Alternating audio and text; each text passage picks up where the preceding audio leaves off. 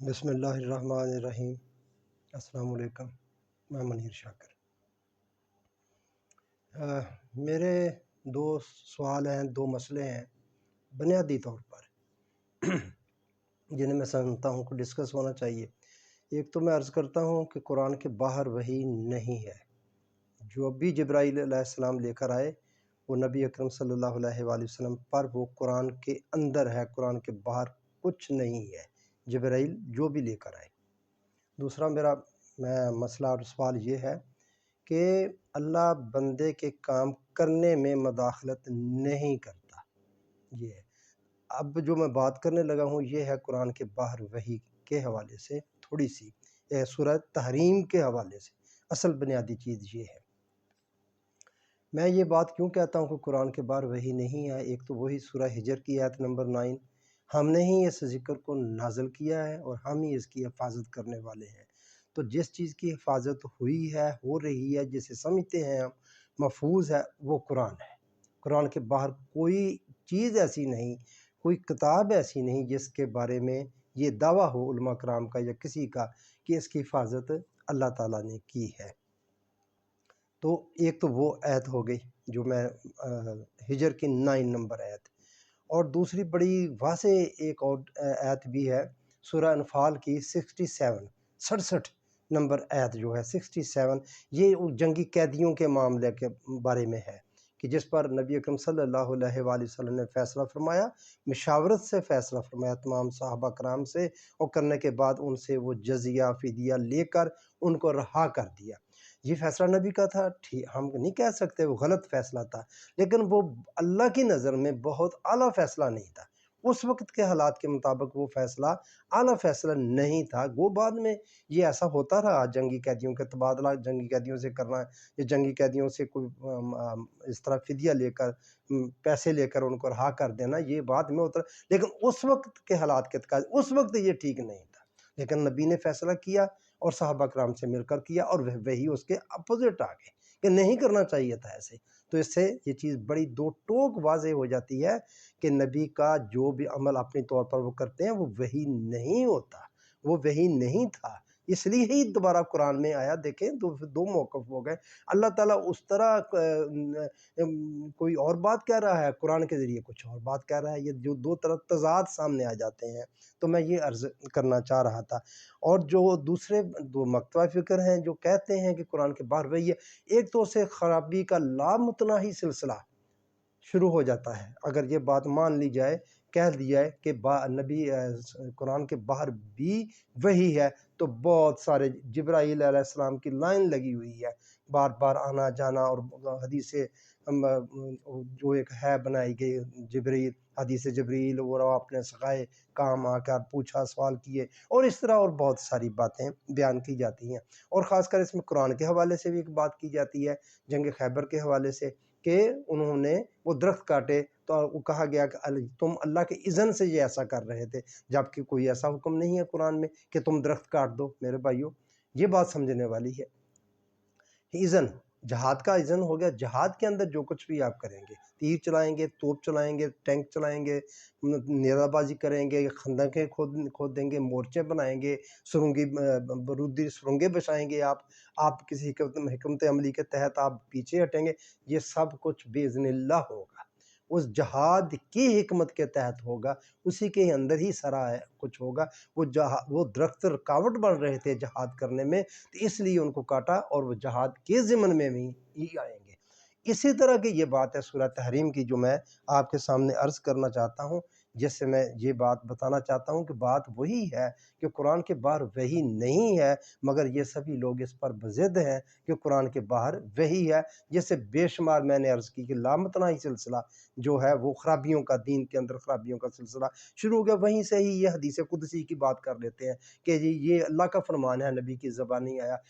پہلے تو نبی کا فرمان ہی سبحان اللہ، بہت کوئی بات بنا کے نبی کی طرف منسوخ کر دی جائے تو آپ کو اس کے بارے میں کیا بول سکتے ہیں؟ کچھ بھی نہیں کر سکتے، کہیں گے دیکھو جی نبی کی بات نہیں مانتا، چلیں پھر آگے کہہ دیا کہ یہ اللہ کی بات ہے، نبی نے اللہ کی بات بیان کیا، وہ حدیث قدسی وہ وہی ہوئی کہ وہ قرآن میں نہیں ہے، مگر وہ ہے اللہ کا فرمان۔ یہ بات ہے، یہ مطلب یہ موقف نقصان کتنا دے رہا ہے اور ہے غلط ہے۔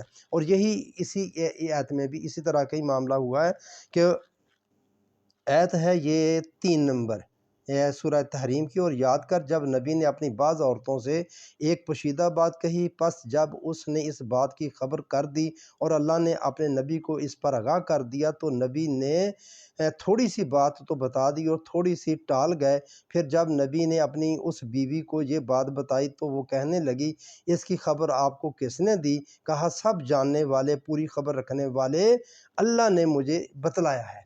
اس میں یہ میرے پاس وہی ترجمہ ہے جو سعودی عرب سے آیا ہے، اس کا انداز اچھا ہے لیکن بات کی عقائد وہی ہیں کہ اس میں تھوڑا سا وہ ترجمہ بیان کر دیتے ہیں، نیچے اس کی تھوڑی سی تشریح بیان کر دیتے ہیں۔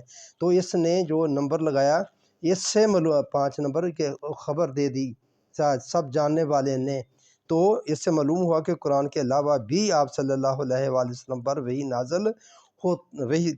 نزول ہوتا تھا۔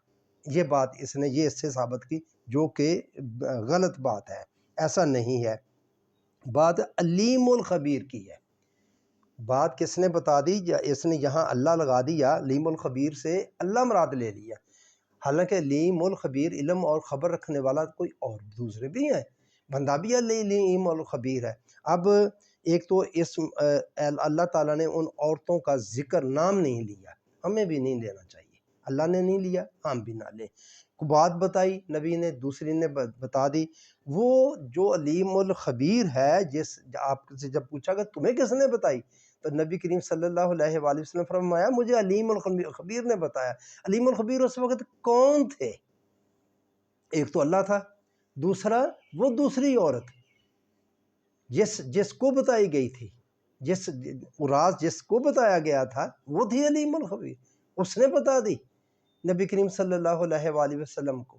یہ بات ہے اس معاملے میں اس کی تھوڑی سی اور وضاحت بھی آپ کے سامنے عرض کر دیتا ہوں کہ یہ اگر اس سے مراد علیم الخبیر سے آپ نے اللہ ہی مراد لینا ہے تو لے لیں، کوئی مسئلہ نہیں، پھر بھی وہی بات بنے گی۔ وہ کیسے بنے گی؟ جو باتیں انسان کو عام طور پر معلوم ہو جاتی ہیں یا جن کا علم وہ عام طریق کے مطابق حاصل کر سکتا ہے، انہیں بھی بعض اوقات اللہ اپنی طرف منسوب کرتا ہے۔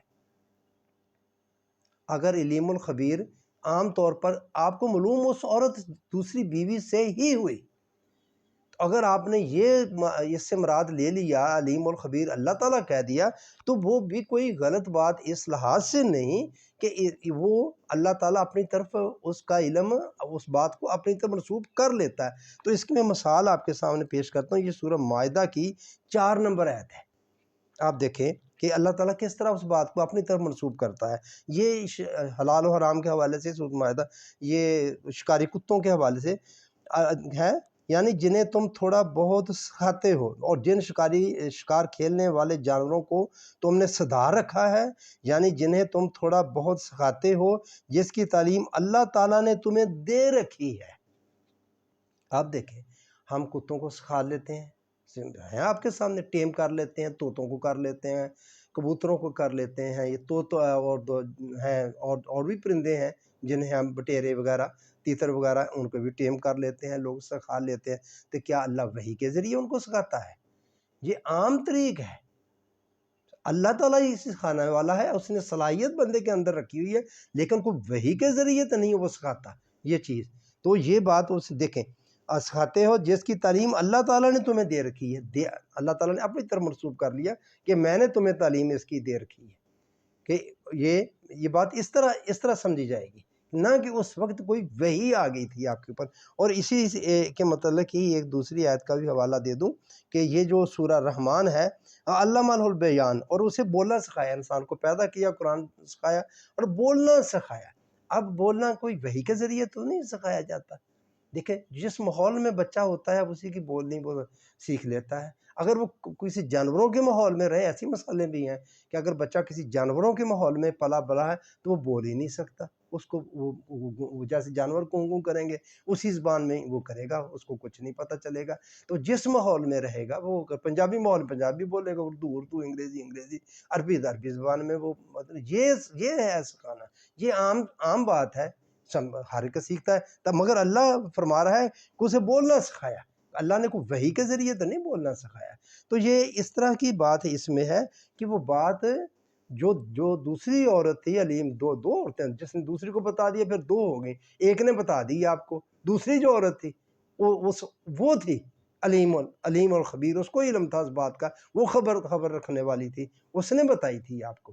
تو یہ بات ہے اس میں سمجھنے والی بات کہ جو یہ سورہ تحریم کے حوالے سے کہ قرآن کے باہر وہی نہیں ہے۔ میں یہ بات آپ کو ذرا بتانا چاہتا تھا کہ قرآن کے باہر وہی نہیں ہے۔ اس کی دو آیات میں نے عرض کر دی، ہجر کی 9 نمبر اور سورہ انفال کی 67 نمبر آیت۔ اور یہ جو باتیں ہیں ان کو ذرا تھوڑا سا سمجھنے کی ضرورت ہوتی ہے، تھوڑی سی تعویل کی ضرورت ہوتی ہے، ورنہ یہ دین میں جو خرابیاں پیدا ہو گئی ہیں تو وہ انہی باتوں کی وجہ سے پیدا ہو گئی ہیں کہ ہم نے ایک طرح سے لائن لگا دی جبرائیل علیہ السلام کی، بار بار ان کا، اور عجیب سی باتیں اور بہت ساری کہانیاں اس میں بنا لی گئی ہیں۔ تو میں یہی عرض کروں گا جو عام طرح سے ہم سیکھتے ہیں، کرتے ہیں، عام طور پر معلوم ہو جاتی ہیں، جن کا علم وہ عام طریق کے مطابق حاصل کر سکتا ہے بندہ، انہیں بھی بعض اوقات اللہ تعالیٰ اپنی طرف منسوب کر لیتا ہے۔